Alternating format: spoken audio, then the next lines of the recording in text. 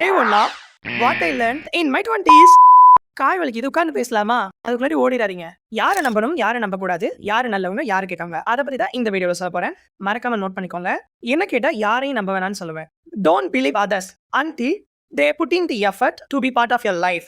உங்ககிட்ட இருந்து அவங்களுக்கும், அவங்க கிட்ட இருந்து உங்களுக்கும் எதுவும் கிடைக்கலனாலும் அப்ப கூட இவங்க கிட்ட பேசினா நல்லா இருக்கு, இவங்க கூட டைம் ஸ்பெண்ட் பண்ணணும், இவங்க நம்ம லைஃப்ல ஒரு பார்ட்டா இருக்கணும் அப்படின்னு நினைக்கிறவங்க கூட மட்டும் பழகுங்க, பேசுங்க.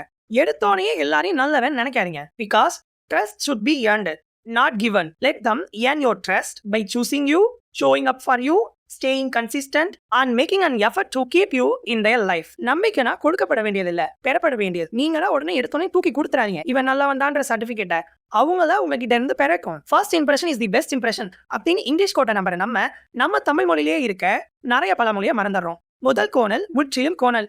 இது எத்தனை பேருக்கு தெரியும்? சோ பாக்குற எல்லாரையும் கிட்டவன் நினைங்க. அவங்களுக்கு நம்ம வேணும் அப்படின்னா அவங்க நல்லவங்கன்னு நிரூபிச்சுக்கிட்டோம். அதுக்கப்புறம் நம்ம நம்பிக்கலாம். புரியுது அவங்க மரமண்டைக்கு?